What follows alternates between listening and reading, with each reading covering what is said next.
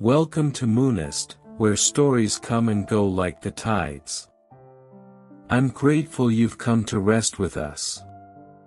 Tonight, we'll drift together into a peaceful tale that moves as gently as the waves. Let your thoughts soften, and stay with us. What's coming next is full of quiet magic. Once, when the wind was softer and the stars blinked slower, there was a place adrift from time, a place not found on any map, nor reached by any boat. It drifted through the folds of sleep like a petal on quiet water, wrapped in mist that tasted faintly of memory and dreams. It was called Evermorrow. No one named it. The name simply settled, whispered into the hush like a secret the sea decided not to forget. The island never stayed in one place. It floated gently, not by wind nor tide, but by longing. It appeared only when it was needed, and only to those who had forgotten they were searching. One evening, when the sky had ripened to lavender and the ocean beneath it lay still as glass, a traveler arrived. They did not sail. They did not fall. They simply were. Lying among the dune grass, pale silver, soft as hush, the traveler opened their eyes to a world washed in light the color of exhaled breath. Around them stretched a beach of spirals and sea-polished stone, where each shell seemed placed by something slow and kind. The traveler stood without question. Their bare feet touched earth that welcomed, not questioned. A path of pale, smooth stones led away from the shoreline, curving gently toward a rise of soft hills veiled in fog. Each step on the stones hummed faintly, as if the island itself remembered music. The air smelled of wild thyme and sleeping wood. Flowers turned their heads as the traveler passed, petals folding and unfolding, not with the sun, but with awareness. Small creatures, half real in their softness, watched from behind mossy roots and velvet leaves. There were no signs. No voices. No rush. Only the feeling, quiet and strong, that something had been waiting for them for a very long time. And now, it was ready to begin. The path meandered like a thought not yet spoken, weaving through meadows where the grass shimmered faintly with the memory of moonlight. The traveler walked slowly, not from weariness, but reverence. Every step felt like a breath held in the earth, every rustle in the grass a soft secret. They passed beneath trees whose leaves were shaped like feathers and chimed faintly as the wind drifted through. The branches dipped low, not to block, but to bow. Shadows here did not hide things, they simply wrapped them in stillness. At the edge of a glade, they came upon a pond. Its surface was smoother than glass, more still than thought. Reflections danced upon it, not of clouds or sky, but of things long remembered and gently set aside, the curve of a smile, the flicker of candlelight on a winter night, the hush after a lullaby has ended. In the center of the pond floated a lily, white as sleep, wide as a cradle. Upon it, curled like a secret, rested a golden frog. He was asleep, his tiny hands folded neatly over his chest, his breath rising and falling with the ease of one who has never rushed anything in his life. The traveler sat at the edge of the pond. No words passed, for none were needed. The quiet here was not empty, it was full, the way a deep exhale is full. And though nothing stirred, something inside the traveler began to soften, to settle, as though their thoughts had curled up and gone still. Then, slowly, the reeds beside them parted. Not by breeze. Not by creature. But by welcome. A new path revealed itself, lined with stones that shimmered like stars fallen to earth, curving gently between the trees toward a distant hill wrapped in mist. It called not loudly, but kindly. And the traveler rose once more, as the frog slept on. The traveler followed the path without thought, the way one follows a melody heard long ago. The air grew cooler here, touched with the scent of stone after rain, and the silence deepened, not heavier, but rounder. It pressed softly on the skin like dusk, wrapping around ankles, shoulders, and thoughts alike. Soon, they entered a grove where the trees were older than memory. Their trunks were thick and spiraled upward like the shells of sleeping creatures. Between them sat stones, tall, smooth, and round, scattered in quiet purpose across the mossy floor. Each one hummed. Not in voice, not in song, but in something slower, like the echo of breath through deep earth. Some hummed high, like a distant flute in fog. Some hummed low, like a kettle settling after heat. All of them together formed no melody, only presence. The traveler knelt beside a stone marked with 3 small dots. It glowed faintly beneath their touch, and a scent rose from the moss below, rosemary, and old wood, and a kind of gentle warmth that lives only in worn mittens or the corners of childhood. At the base of the stone, something shifted. A small door, no wider than a hand, opened soundlessly. Inside rested a scroll bound in golden thread. When unrolled, it revealed no words, only color. A wash of soft blues, a spiral of green, a single gold line that curled like wind across sky. There was no understanding, only recognition. The feeling of seeing something not remembered, but known. The scroll faded in the traveler's hands. Not into nothingness, but into air, into quiet, into the hush between thoughts. The stone grew still once more. At the edge of the grove stood one last stone. It was taller. It stood alone. And it sang. Not loudly, not sadly, but with the softest shimmer of sound, a spiral, a call, an invitation. The traveler stepped slowly toward the final stone. A spiral had been etched into its surface, delicate and deep. As they reached out to touch it, the air around them shifted, not colder, but denser, like water around a swimmer, or like falling just before sleep. The mist thickened, curling in soft ribbons across the moss. Then, from its center, a mirror rose, not framed in silver or bound by wood, but formed from something clear and still, like water held upright by memory. But it did not reflect the traveler. It showed moments. A hand resting on another for the first time. A laugh stifled under a blanket. A lantern left glowing beside a sleeping cat. A child whispering a wish to a star no longer seen.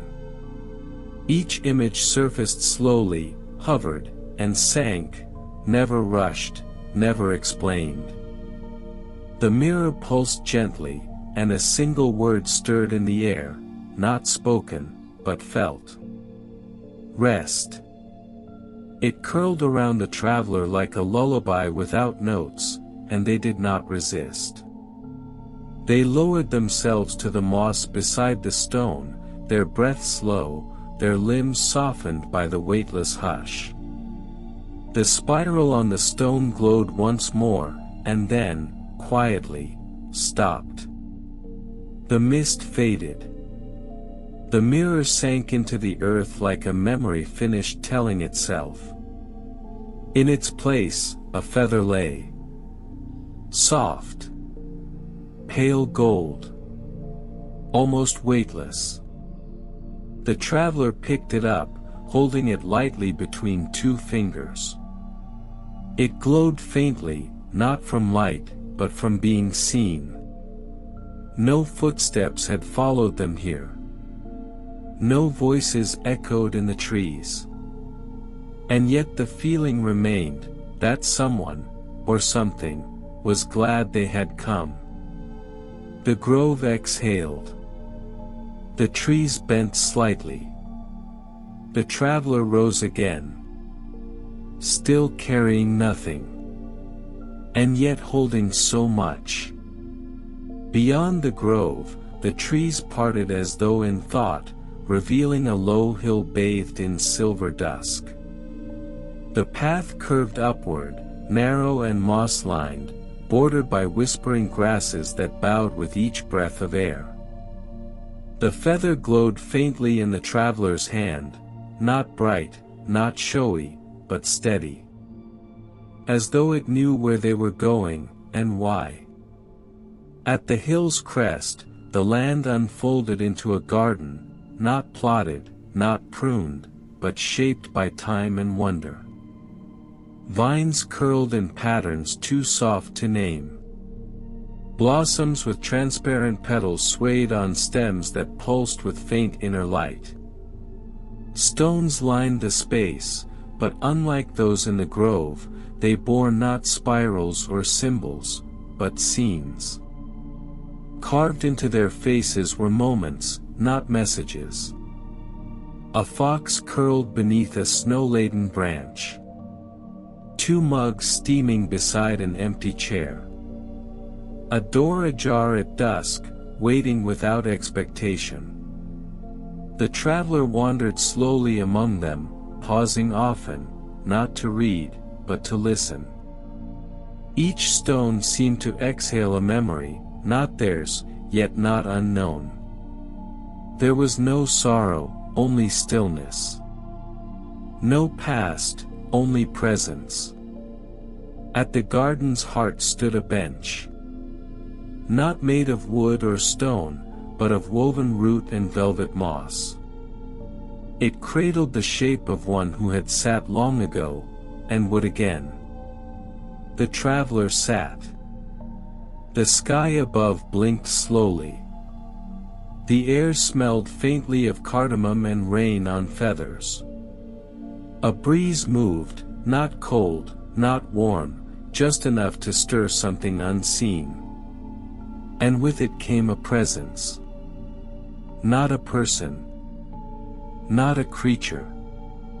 A hush shaped like a question. And though no sound filled the air, the traveler felt the meaning as clearly as light on skin. What you feel is real. The bench held them gently. The island, too. And all around, the garden sighed, not with sadness, but with memory. A soft pulse moved through the garden like a breath held by the earth. The traveler sat quietly, feather in hand, and watched as petals turned toward them, not fully, just slightly, as if listening. Then the ground itself shifted, not shaking, but stretching. From the moss, a pool unfolded. Round, shallow, glowing faintly. Its surface was not water, but something calmer still, like the reflection of time itself. It showed not what had been, nor what might be, but what was. The moment, cradled between moments. The traveler knelt beside it, the feather now resting on their open palm. As they leaned forward, the pool shimmered, and an image appeared. Not a place. Not a face. A presence. It looked like light seen through closed eyes, like the warmth of a memory with no words. It pulsed once, and from it, a voice rose, not spoken, not heard, but known. You are not lost. The pool faded. The presence folded back into silence, as if it had only come to say that single, essential thing. Then a new path appeared, not made of stones, but of light. Soft, winding, leading between the blossom-laden trees and into a deeper fold of the island. The traveler stood and followed. Each step glowed faintly behind them, then faded, as though the island had no interest in keeping track, only in offering space to walk, and to be. The trees grew taller here, their branches arched like cathedral ceilings, heavy with silence and velvet shadow. The sky overhead was now a soft indigo, freckled with low, blinking stars. And just ahead, beneath a dome of translucent leaves, the path opened into a riverbank. The river ran slow and wide, silver as breath. Its current murmured not in waves, but in recollection. Waiting by its edge was a small, empty boat, woven of reeds and stillness, shaped exactly to fit one soul. The traveler stepped inside. And the river, without push, without pull, began to carry them onward. The river carried the traveler as though it remembered them.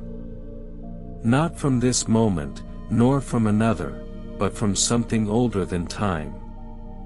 It moved in curves, never sharp, its silver surface unbroken by waves. The water reflected not trees nor sky, but thoughts, faint glimmers of joy and hush drifting across the surface like fireflies on breath. The boat made no sound. It was made for silence, woven of stillness and the reeds that grow only where memory rests. As it floated, soft figures appeared along the banks, shapes of mist and kindness. Some seated, some walking, some simply standing still, watching with the quiet reverence of those who recognize without needing to name. Each blinked once as the traveler passed, as if offering a blessing. None followed. None waved.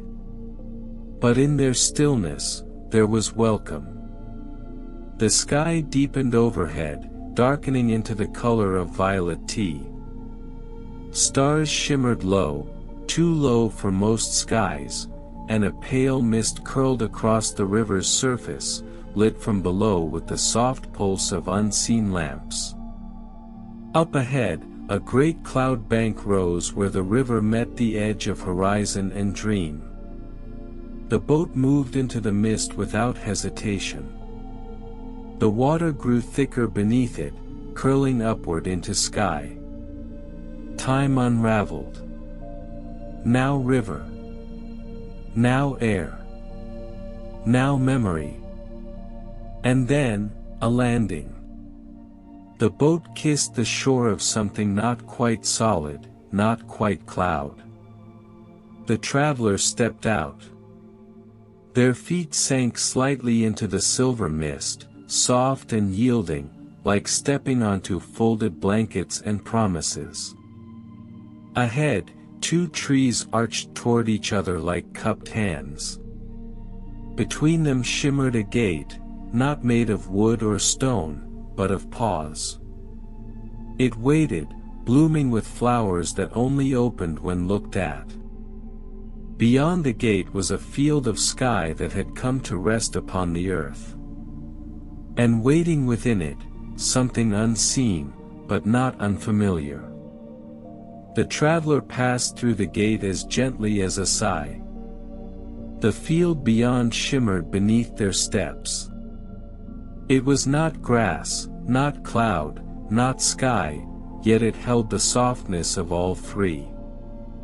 The stars overhead no longer blinked from great heights. They hung just above, as if listening. As if drawing near to see. At the field's center stood a figure. Not tall. Not grand. Just present. It wore a robe the color of silence, neither dark nor bright, but deep. The figure had no face, no hands, no voice. Yet it held out something unseen, not an object, not a command, but an invitation. The traveler stepped closer. And without needing words, they knew, this was the crossing. Where the things one carries but cannot name are gently lifted and laid to rest. Where burdens without form finally find their shape, and dissolve. The figure waited. And the traveler understood. They opened their hand. Not physically. Not in motion. But in meaning. And in that stillness, a single breath escaped their heart, a breath that had been held a very long time. It rose, a shimmer, a small golden thread. The figure reached out, touched it once, and the thread vanished into the sky. Not lost. Not discarded. Just, returned. The figure bowed. Then disappeared like mist curling into morning. The stars above pulsed once in reply. The traveler stood in the field, no heavier, no lighter, but clearer. As though something inside them had turned toward the light, like a petal slowly opening. They looked back, but the path was gone. And forward, the mist began to lift. Revealing a staircase of light rising into the hush, not sharp, not high. Just enough. Just enough for someone ready to go, inward. The staircase shimmered like breath turned into light, each step formed from stillness, each curve glowing faintly with a hush not made by silence, but by presence. The traveler stepped forward. With every movement, the stair appeared beneath their foot, never too soon, never too late. The island did not rush them, nor did it pause. It moved exactly as they did. The climb was not steep. It was gentle, as though the traveler was rising through thought, not space. Around them, the mist unfolded into patterns, swirling images made of pale memory and soft wonder. A bird pausing mid-flight to listen. A child falling asleep beside a window where snow fell in perfect rhythm. The hush between pages turned in the middle of a favorite story. Each image flickered once, then curled away like fog kissed by warmth. Higher they rose, and with height came not distance, but closeness. The island seemed to draw nearer, folding around them like a room that rearranges itself to match the shape of the one within it. They could feel the hush deepen, not from outside, but from within. At last, the staircase ended. Not in a platform. Not in a chamber. But in a space. Wide. Circular. Bare. It held no walls, only curves. No roof, only sky. Yet within it there was shelter, the kind of shelter only offered by understanding, by invitation. At the center lay a single cushion, glowing with soft, diffused light, the kind one sees when remembering something beloved, long after it's gone. The traveler approached and sat. And when they did, everything stilled. Not stopped, stilled. Time exhaled. The stars paused. And the air around them folded inward like wings preparing for rest. The travelers sat in the center of the sky's embrace, a breath held at the top of the world. They did not think. They did not dream. They simply were. Above, the stars pulsed, not with fire, but with rhythm. Around them, the air glowed faintly, as though remembering how to be light. The cushion beneath them warmed, not with heat, but with presence, like the touch of a memory not quite gone. And then, it began. From the stillness came light. Not shining. Not flashing. Unfolding. First as a ripple. Then as threads. Then as gentle shapes that carried no meaning, only comfort. The space was full of slow color, shifting in time with the traveler's breath. Pale blue, soft rose, the gold of quiet joy. In that light moved feelings without names. The ache of something almost remembered. The warmth of being welcomed. The peace of knowing nothing was asked. 7 threads of light curled toward the traveler. Each pulsed with a thought. You are seen. You are not late. You have always belonged. They did not speak back. They only listened. The words settled not in mind, but beneath the skin, like dust from stars landing gently where it was most needed. Then, slowly, the threads returned to the air. And in their place, stillness.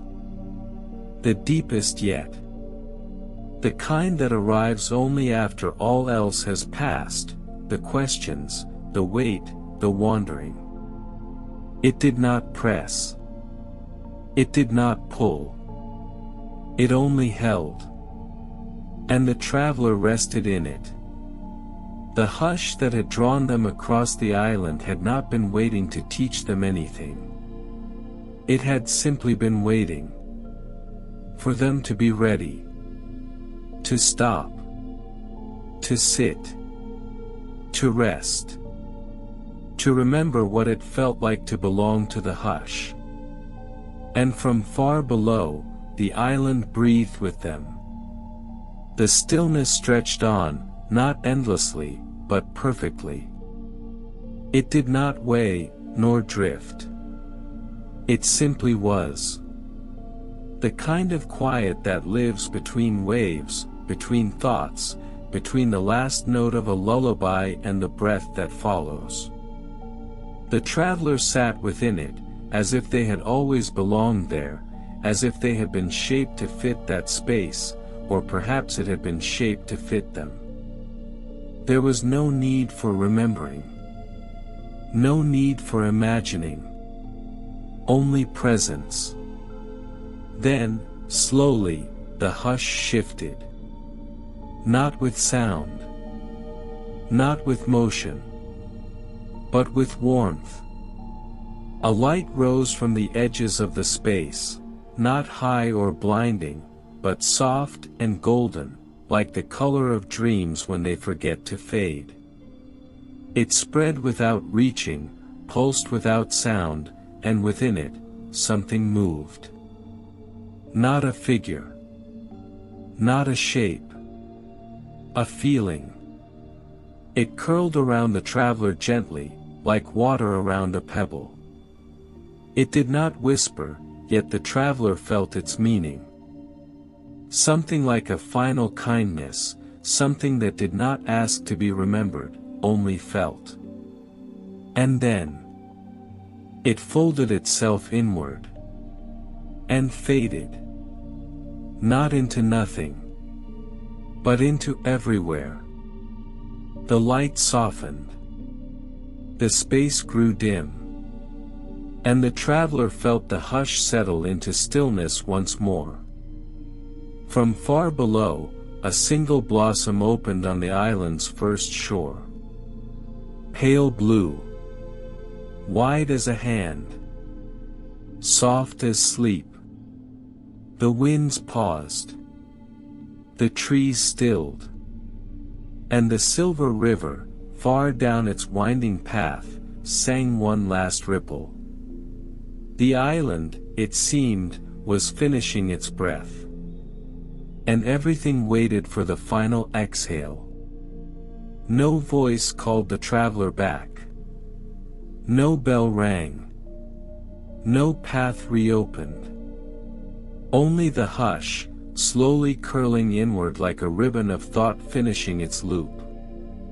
The traveler rose, not because the silence had ended, but because it had settled. There was no need to remain. There was also no need to go. Movement was not required. But standing became a kind of thank you. And stillness, a kind of answer. They turned once toward the space behind them.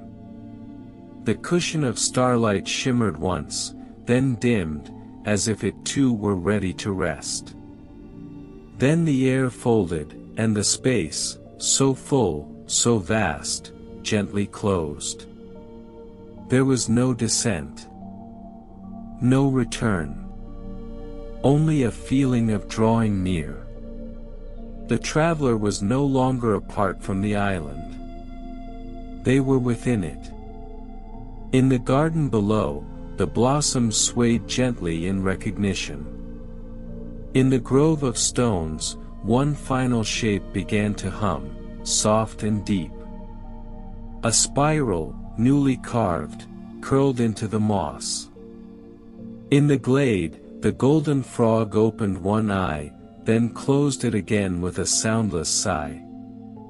And the feather, once carried, now drifted gently to rest beside a pool that no longer showed reflections, but only peace. Evermorrow remembered. Not in books, not in names. In breath. In hush. In the space that holds a dream gently enough to keep it from fading. The traveler did not disappear. They remained. As hush. As presence.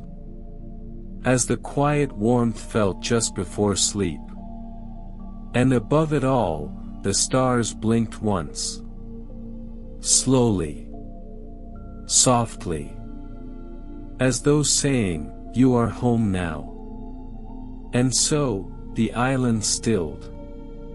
The sky rested. The dream folded its final corner. And everything became quiet again. Not ended. Only asleep. This is the story of a small snail, slow and steady, who climbed each night to watch the stars, and one evening, found one blinking back. In the hush of a garden forgotten by clocks, where the wind only visited when it remembered how, there lived a small snail named Moonnest. His shell was spiraled like a lullaby, soft brown with flecks of blue, and his trail shimmered faintly in the moonlight, like a ribbon of thought left on the edge of sleep. Moonnest was no ordinary snail. He did not hurry. He did not long for wings, nor envy the crickets for their songs. Instead, Moonnest watched the stars.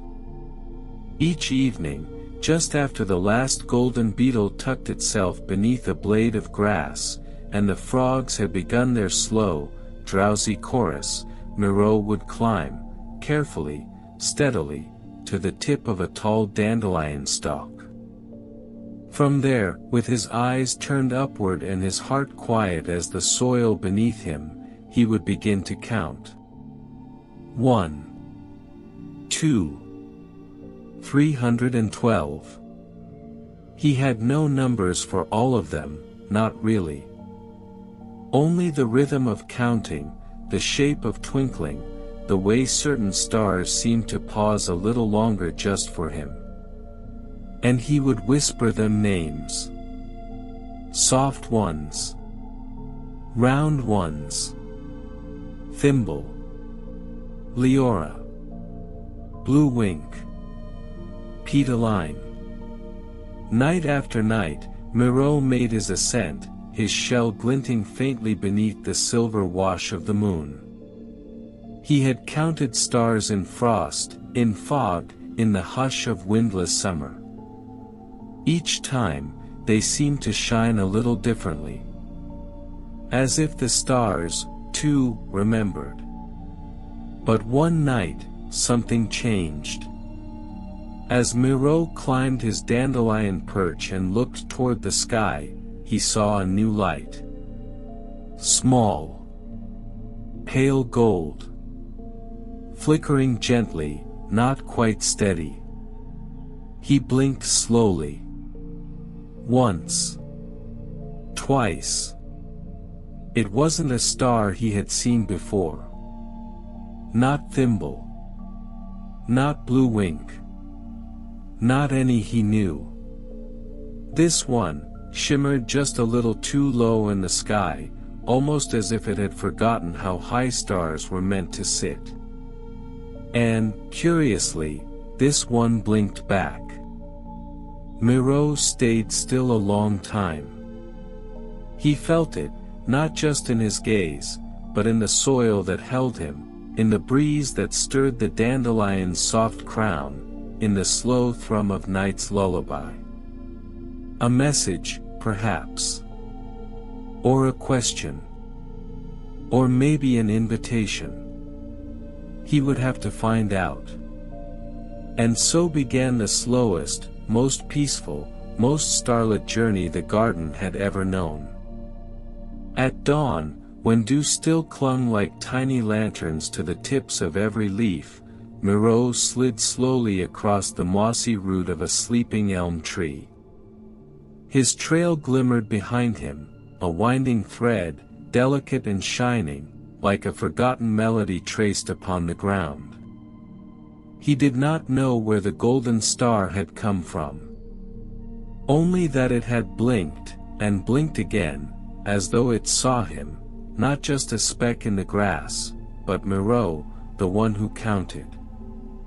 And so, he made a choice. Not rushed. Not grand. Just simple. He would go toward it.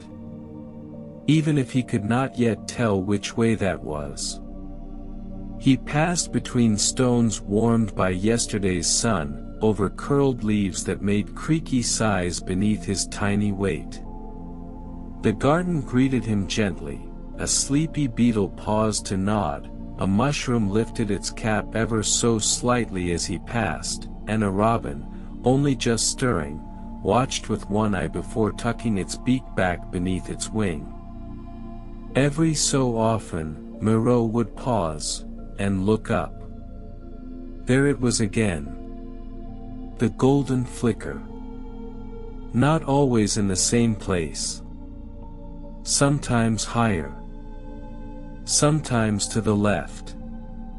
But always near enough to find, if one was quiet enough to feel it.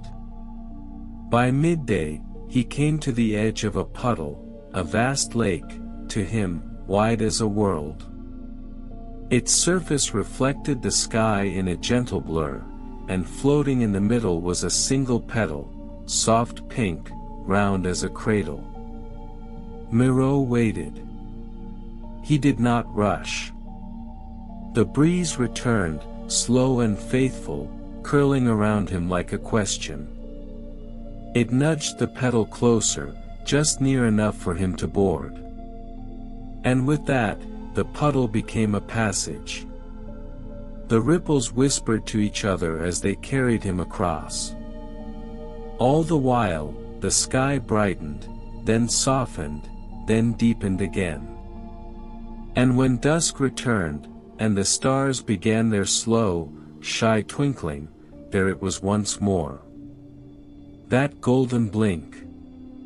This time, just a little closer. And so Moreau whispered to it with his quietest heart. I see you too. And the golden star seemed to pause, then shimmer, as if smiling back. The garden deepened. Not in danger, no. Only in quiet. In hush. In the kind of stillness that made leaves hold their breath and spiderwebs tremble without breeze. Moreau slid onward. Past where the moss grew thick and golden. Past where the mushrooms stood in tiny circles, like secret gatherings of dancers mid-step.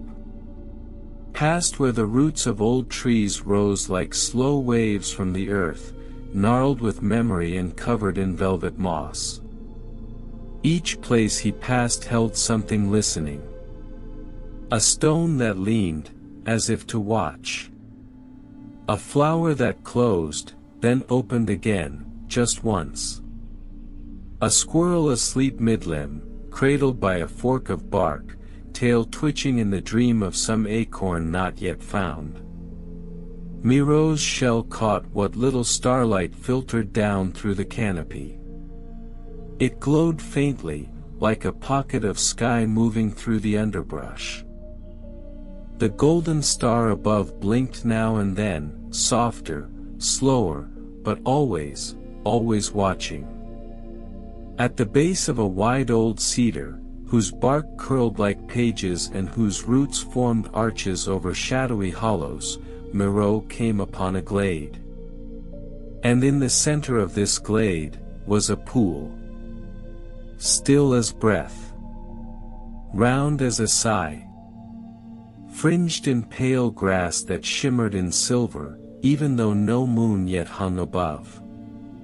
Moreau felt it before he saw it, this place was different. It remembered. He drew closer, inch by inch. The air around the pool shimmered faintly, as though the space itself were wrapped in slowness. There, at the pool's edge, nestled in the grass like it had grown there on its own, was a star. A real one. Small. Soft. Pale gold. Still warm. It pulsed gently, its glow blinking like a heartbeat in rest. Not fallen. Not broken. Just, sleeping. And Moreau, in all his smallness, all his patience, all his slow wonder, did not speak. He only curled beside it, his shell touching the star's edge, and watched as it shimmered softly in sleep. Night deepened. Stars wheeled overhead, slow and gentle, like a mobile turning above a cradle.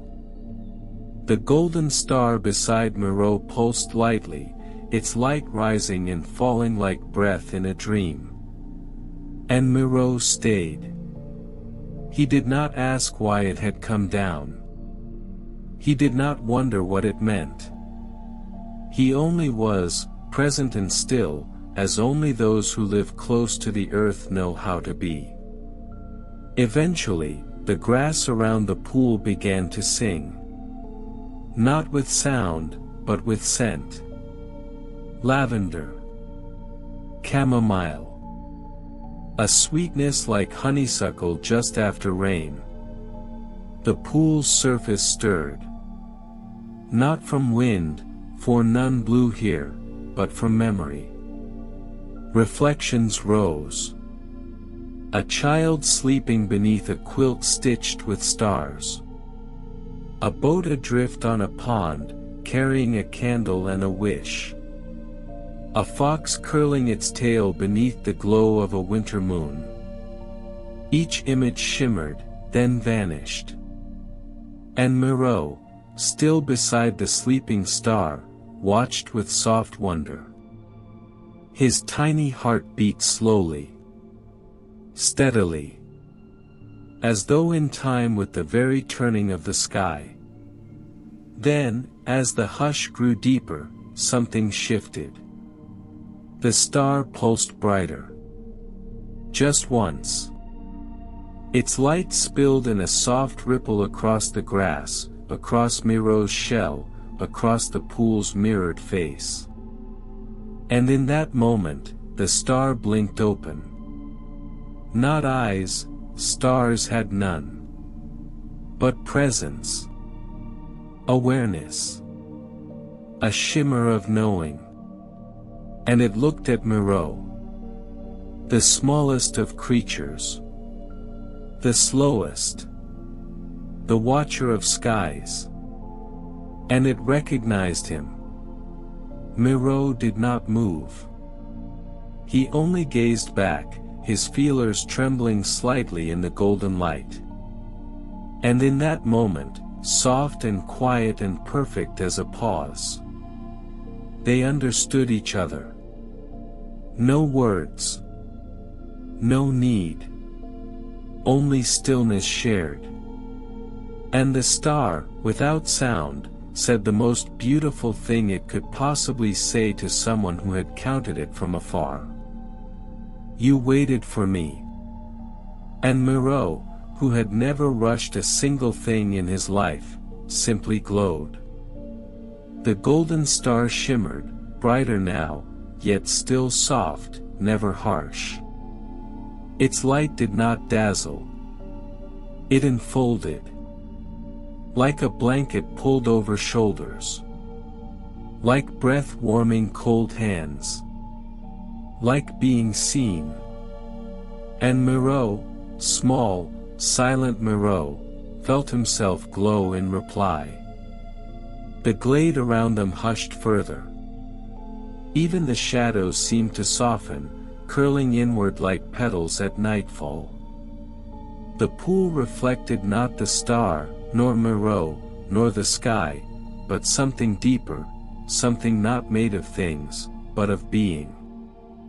The star pulsed once more, then rose, just slightly, hovering above the grass, its golden glow trailing threads of light behind like falling hair. It drifted above the pool. The water, stirred by unseen grace, opened. Not parted. Not pushed. Opened. Within it, a vision. Not of places. Not of time. But of connection. Miro saw it. All the stars. All their tiny, blinking lives. Every one of them not distant, but close. Not above, but within. Each one pulsing with memory. Each one linked by golden threads of noticing. Each one burning with the gentle heat of having been counted, even just once, by even the smallest eyes. And there, among them all, floated one soft shell. Spiraled. Small. Miro. Not separate from the sky, but part of its slow turning. He had not simply watched the stars. He had kept them. Like lullabies kept in the hush of old rocking chairs. Like warmth kept in mittens after a walk through snow.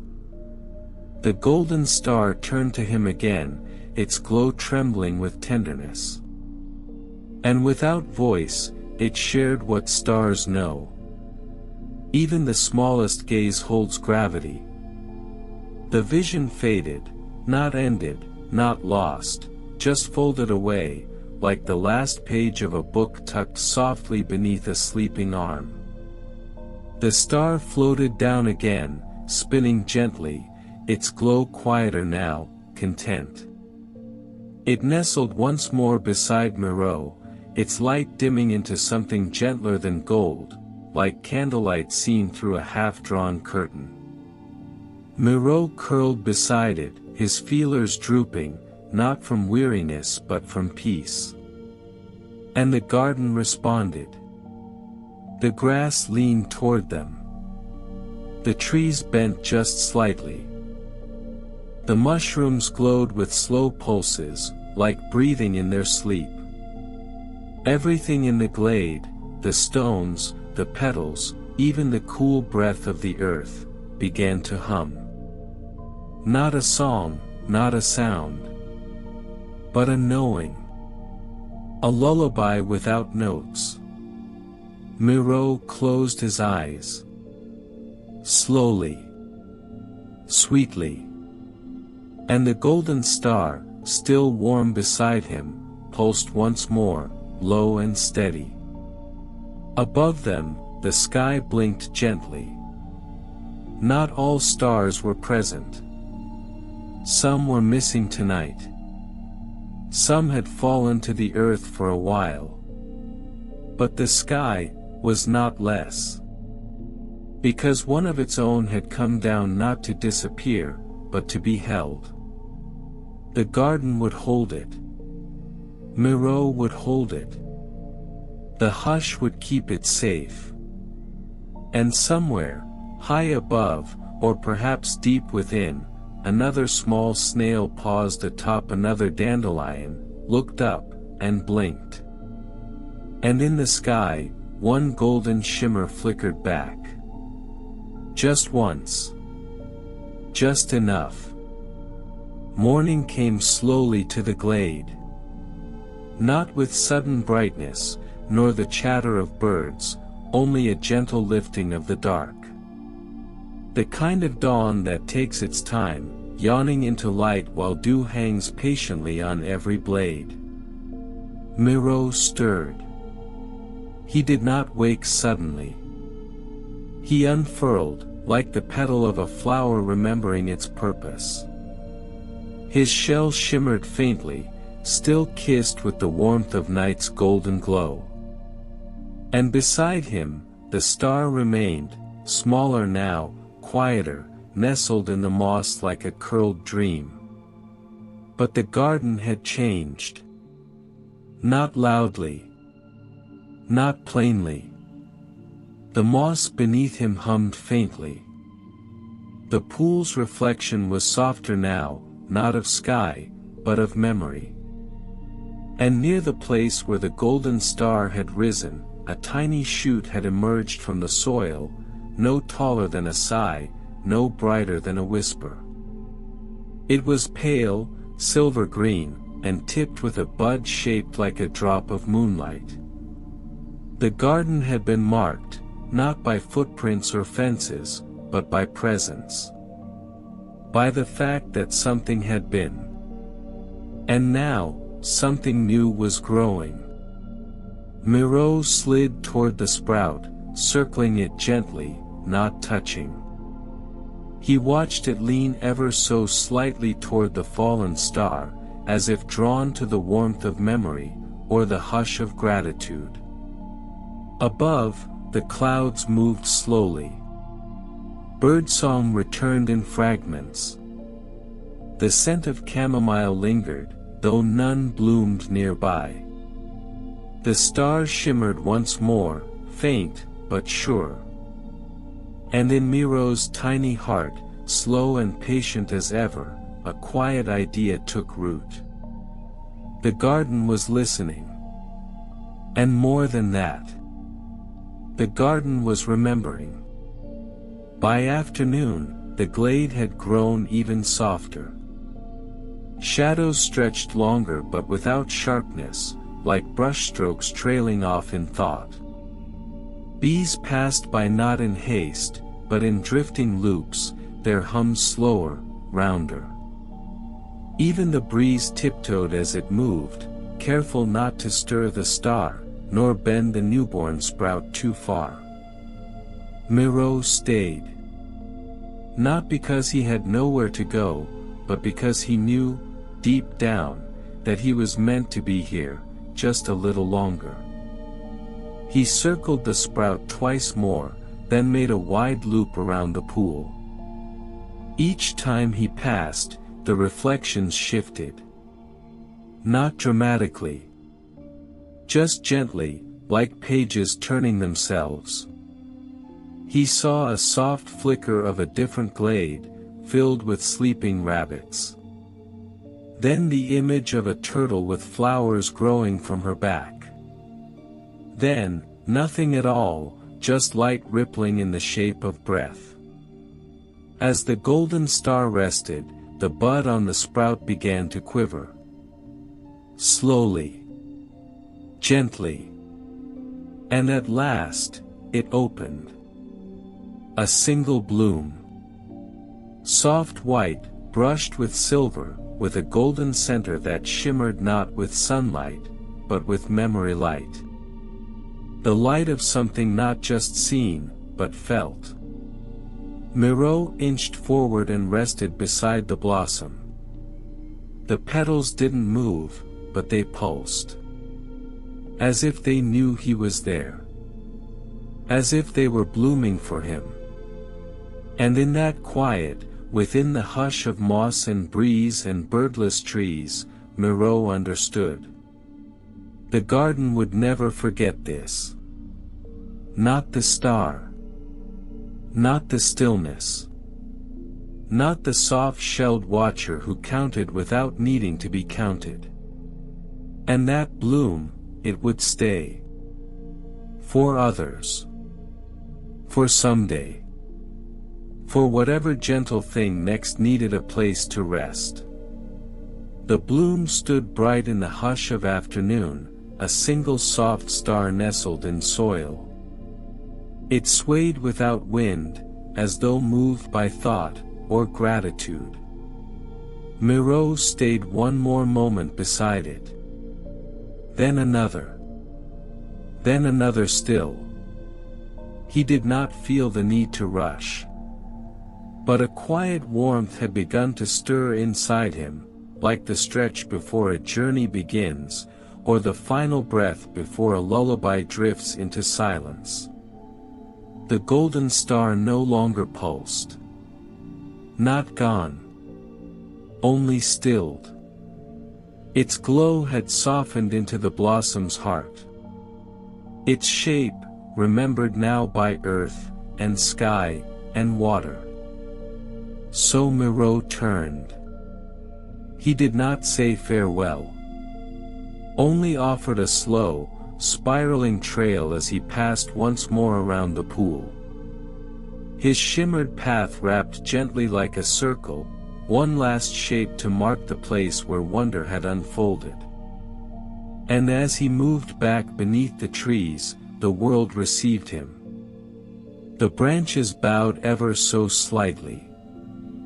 A robin, awake now and watching with brighter eyes, tilted its head as he passed. The mushrooms in their ring pulsed faintly beneath their caps. Even the old cedar, keeper of the glade, sighed through its bark, as if murmuring, "He came. He saw. He stayed." Moreau did not climb quickly. He did not seek a new star. He simply moved, forward. Not toward an end. But toward being. For he now knew, even the sky had places where it came to rest. Evening arrived without sound. Shadows lengthened like old friends reaching across fields. The breeze returned, carrying the scent of warmed bark and night flowers stretching open. And Moreau reached the stone path near the place where his journey had begun. The dandelion stalk still stood. Tall. Patient. Waiting. He paused beneath it. The sky had not changed, and yet, it had. The stars above twinkled as always, but he no longer needed to name them. He knew now that naming was not what made something known. Still, he climbed, because that was what he did. Each small inch, deliberate. Each pause, a part of the rhythm. He reached the top just as the first cricket sang. And there it was. The sky. Vast. Velvet. Sprinkled with silver. But his gaze did not search for the golden blink. It searched for stillness. And found it. Not in the stars alone, but in himself. The world below him breathed. And the stars above blinked gently, each one as soft as the petal of a thought. He did not count them. He remembered them. And in return, they remembered him. So he sat, high atop his dandelion throne, cradled by the night, wrapped in hush, glowing softly in the breath of starlight. And for the first time, he did not watch the sky to understand it. He watched it to rest. The garden was quiet again. Not empty. Not waiting. Just full. Full of the things that stay behind once a story has been lived.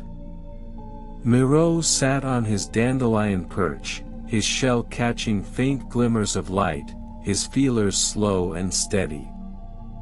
Below, the earth breathed its nighttime sighs, cooling bark, sleepy rustlings, the hush of petals curling inward. He looked to the sky. Not as a map. Not as a mystery. But as a mirror. And the stars above did not blink brighter now, nor change their pattern, nor speak. They simply were. And in their being, Moreau felt understood. The golden star was gone, and yet, somehow, more present than before. It had left no trail, no echo, no sound, only the soft bloom cradled deep in the glade, and the warmth inside Moreau's quiet heart. He had found something, yes. But he had also given something. A gaze. A wait. A gentle witness. And for stars, who burn alone for so long, being seen is a kind of homecoming.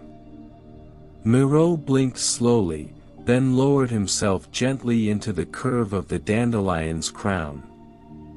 It swayed beneath him, tall and sure, rooted in the hush of the world. Above, the stars shimmered. Beside him, the wind curled. And in the silence, something shifted. Softly. Sweetly. As if the sky had breathed in. And finally let go.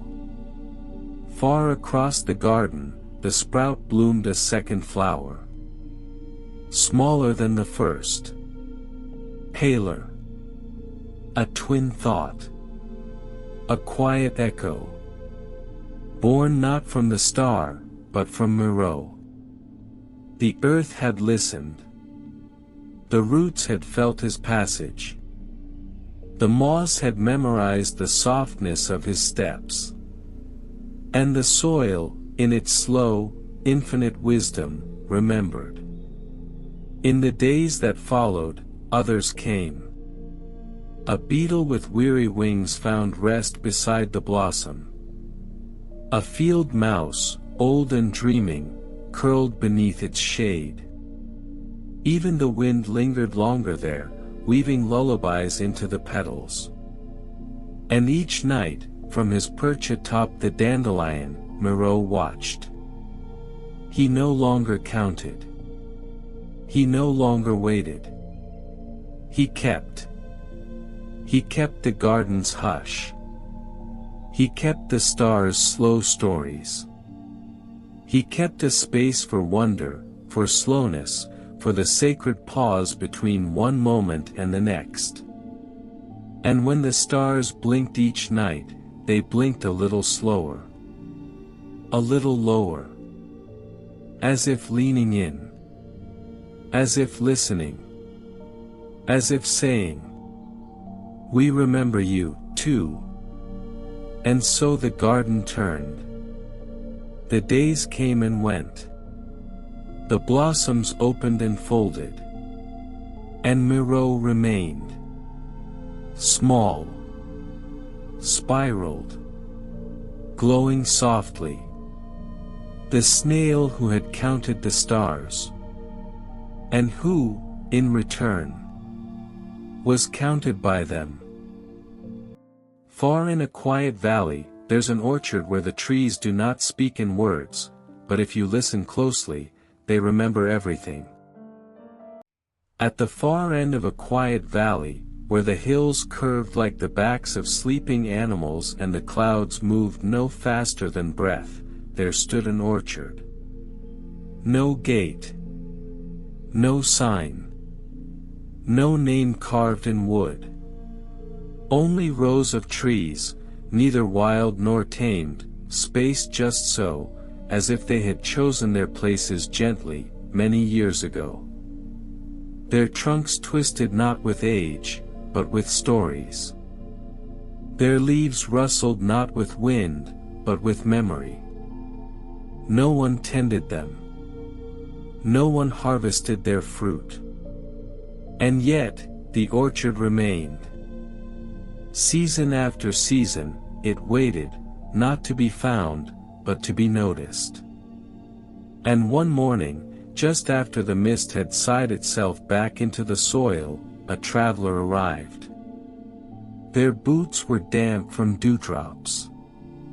Their hands carried no map. Their eyes were neither bright with purpose nor dim with sorrow. They simply looked, and then stepped between the trees, as if something had called them, not loudly, not clearly, but kindly. The orchard did not speak. But it welcomed. The branches shifted ever so slightly, just enough to let the sunlight fall in threads across the mossy ground. The air smelled of apples that had never been picked, and blossoms that never rushed to bloom. Bees floated past like thoughts unspoken.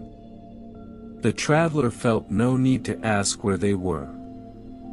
They only walked. And the orchard watched. The traveler moved deeper into the orchard, each footfall cushioned by moss, by leaves, by time. No bird sang. And yet, nothing felt empty. The silence here was alive, full of breath, of story, of pauses too old for words. Every tree they passed seemed to notice. Their limbs curved not toward the sky, but inward, toward the traveler. Not reaching. Just acknowledging. Some of the trees bore fruit. Pale pears with blushing skin. Round apples dusted in silver. Plums the color of dusk. None of them fell. None of them ripened. They simply hung there, suspended like questions never meant to be answered. The traveler reached out to one low branch and paused. The fruit was warm.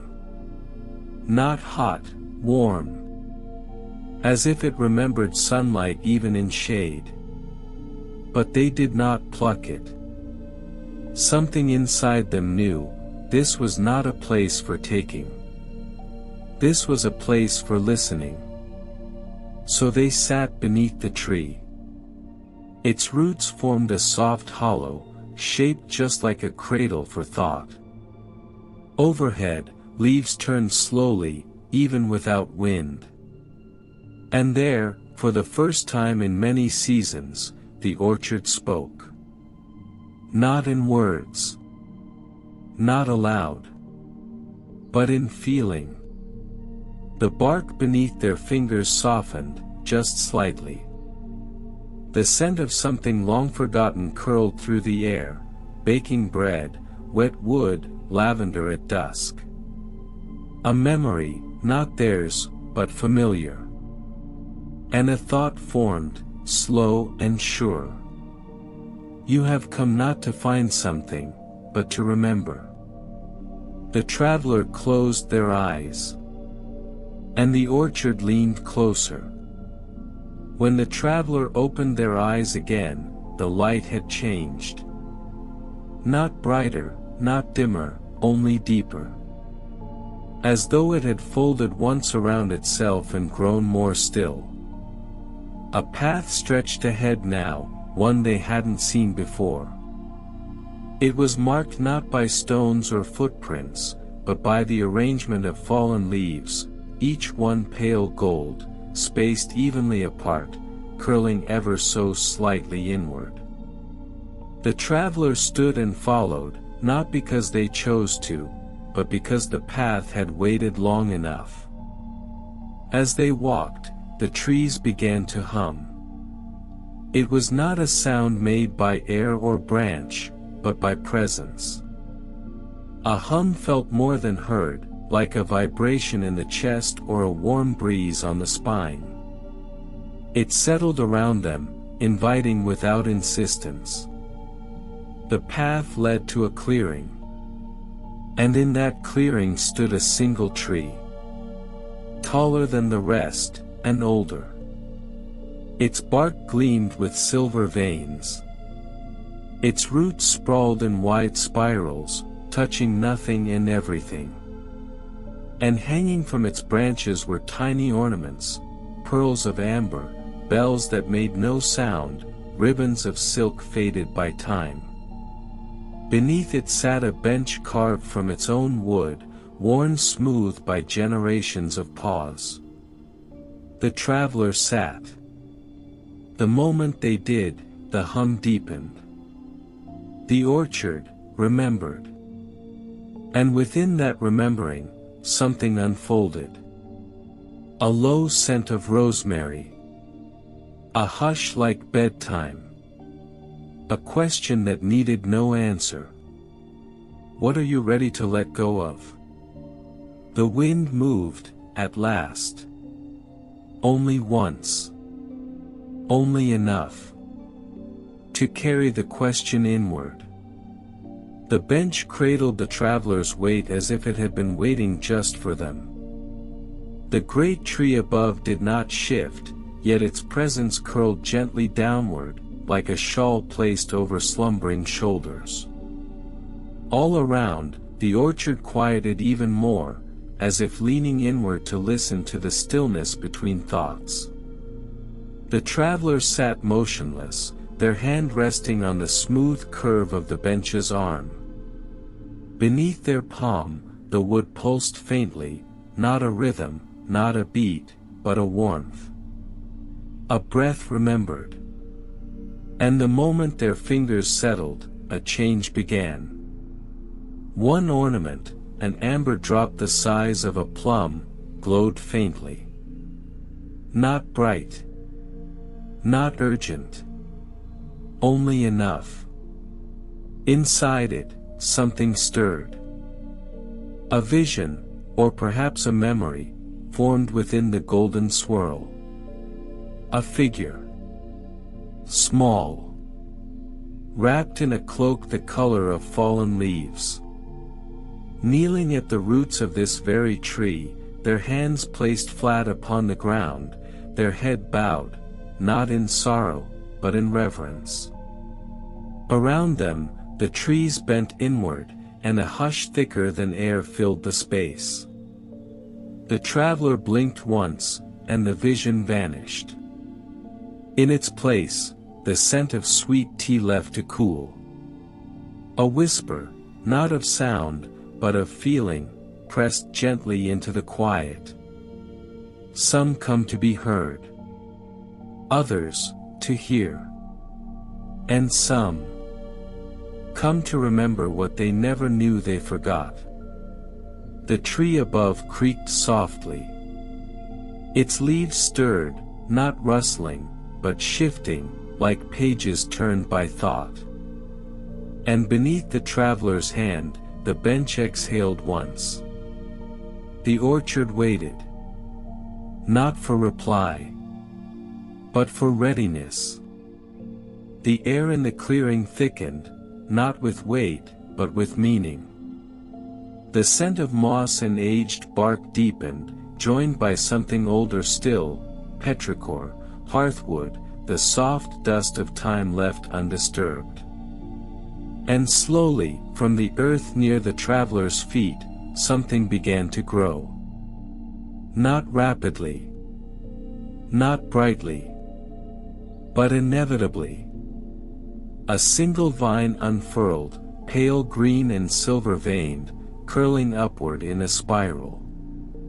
It twined around itself, then stopped, its tip turning gently toward the traveler as if waiting for permission. They reached out, not to pluck, but to touch. And as their fingers met the tender stem, the orchard breathed in. Around the clearing, each tree fell still. No leaf turned. No petal swayed. Even the bees seemed to pause mid-flight. All of the orchard, every trunk, every root, every quiet pulse beneath the soil, leaned its awareness toward this small, slow meeting. The vine responded. A single bud formed at its tip, delicate as sleep. It opened, one petal, then another, then all, revealing not a flower, but a light. Soft. Pale. Remembering. Within the light danced more shapes, images without time. A cup set beside a sleeping friend. A candle lit in silent hope. The last apple on a tree, left untouched, waiting for a hand that never reached. The traveler's eyes shimmered. And the light spoke, not in sound, but in warmth. You have carried more than your share of quiet things. The blossom pulsed once, then folded gently closed. The vine curled downward, pressing its glow into the soil. And the orchard, at last, exhaled. Something had changed. The trees no longer watched, they welcomed. Their trunks leaned just slightly away from the clearing, creating a gentle ring of space around the traveler, like arms opening around a sleeping child. The wind returned in hushes, brushing through the orchard in long, thoughtful sighs. Each gust brought with it tiny petals, soft as snow, drifting down without weight. They settled on moss, on stone, on the traveler's shoulders.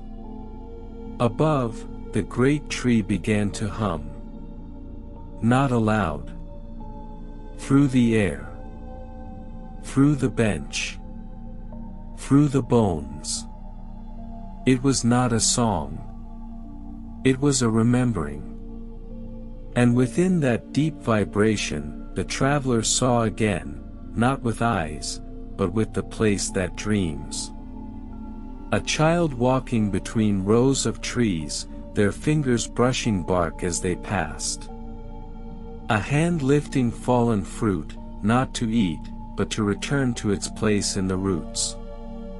A voice, calm, low, kind, speaking words that turned into vines, curling into the trees like promises.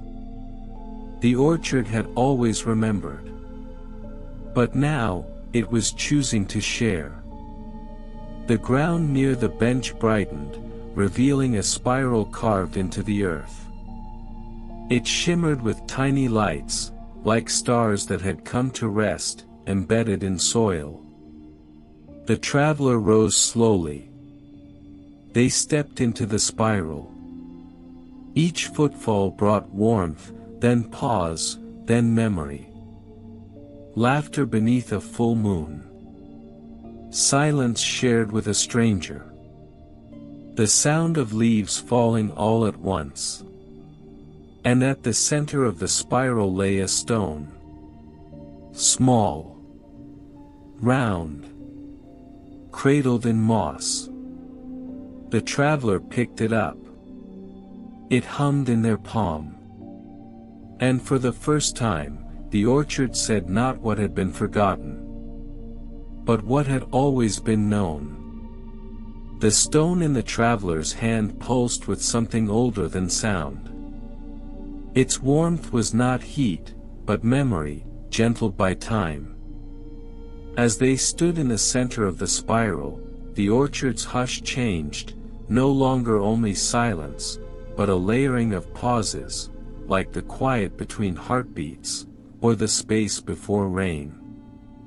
The traveler turned slowly, the trees around them gently parting once more, not pushed, not disturbed, but persuaded by something sacred. The orchard seemed to shift itself like a living book, revealing a page long tucked between others. A narrow path opened, not marked by leaves or petals, but by light alone. Each step glowed briefly, just long enough for the traveler to see it, before fading again into moss and shade. The branches above grew low, forming a canopy of green shadows. Here, the leaves were different, thicker, darker, edged with silver. They moved like they were breathing. And between them, from somewhere far beneath the roots, rose a deep vibration. Not loud, not rhythmic, but vast. The traveler followed the glowing path until it brought them to a clearing smaller than the last, ringed by stones covered in lichen and soft ivy. At its center stood no tree. Only a hollow. A circle of open soil. Dark. Untouched. The traveler stepped to the edge. The stone in their hand hummed louder now, not with urgency, but recognition. Something here knew it. Something here had been waiting for it to return. The traveler knelt and placed the stone in the center of the hollow. And the earth answered. The ground beneath the stone began to glow. Not in beams or sparks, but in pulses, slow and wide, like ripples across a midnight pond. The stone shimmered gold, then silver, then the deep violet of dusk. Around it, the soil warmed and loosened, folding slightly inward as if embracing something it had missed. Then, without sound, the orchard exhaled, deep and long. Every tree, near and far, shifted ever so slightly in place, their roots releasing old tension, their leaves swaying without breeze.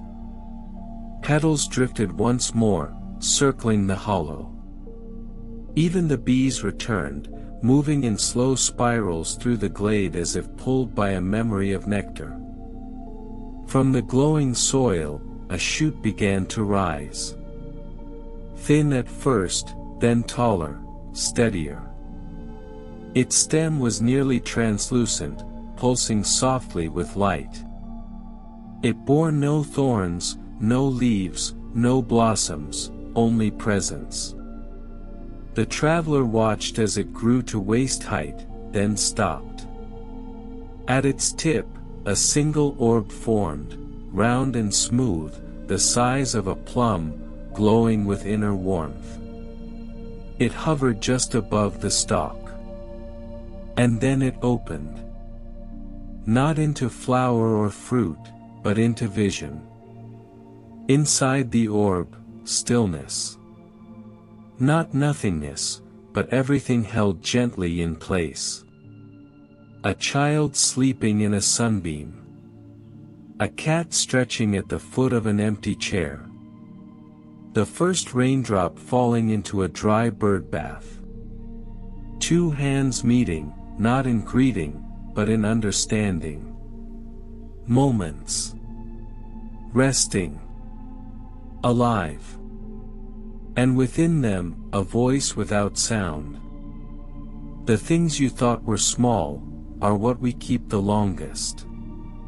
The traveler did not cry, but their breath caught, and they stood a little straighter, as if something once forgotten had returned to stand with them. The orb of vision slowly dimmed, its glow softening into the stalk, which now trembled faintly, not from fear, but fulfillment. The traveler stepped back as the stalk curled upon itself, folding like a ribbon returning to a drawer. What it had shown was not a gift, but a reminder. And the orchard, once silent, now brimmed with stillness of a different kind. A stillness filled not just with hush, but with knowing.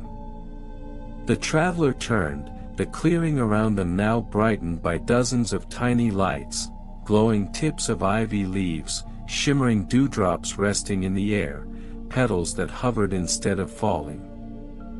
The trees no longer watched, they welcomed, openly and without boundary. The path back had changed. It was no longer narrow or hidden. It opened wide, lined by lantern fruits and low blooms, the air full of warmth that didn't cling, but wrapped. Each step carried a note, and the notes hummed like memories sung in a language older than words. And as the traveler walked, the orchard sang, not aloud, but within. You are not what you left behind. You are not only what you carry. You are what remains when everything else softens. At the edge of the trees, just before the mist beyond, the traveler paused. A tree leaned slightly forward, bending one branch low. And from that branch fell a blossom. Small, pale, round. The traveler caught it in their palm. It pulsed once, then became still. And so they stepped through the mist again. Not returning, but continuing. Beyond the mist, the orchard grew distant, not in sight, but in weight. The trees no longer whispered. The hush had folded itself inward, content. The traveler walked through tall grass now, soft and seeding, each stalk bending without resistance. In their hand, the blossom still rested. It glowed faintly with no light. A warmth like kindness. A presence like memory. The hills around them rose gently, wide-backed and green with the slow strength of things that have waited many seasons. The path was no longer marked by stone or leaf, but by awareness. Each step felt guided.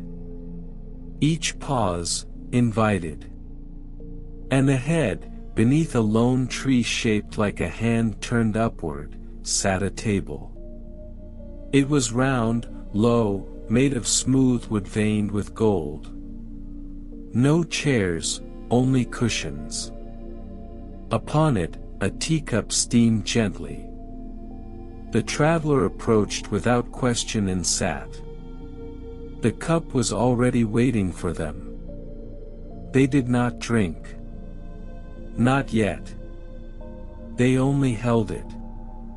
The steam curled upward like smoke from the edge of a dream, scented faintly with chamomile and something else, something unnamed but known. And across the table, though no one appeared, the traveler felt they were not alone. The orchard was still with them. Not behind them. Not lost. But within. And in that moment, the blossom in their hand dimmed, its glow folding quietly into the traveler's palm. Nothing had vanished.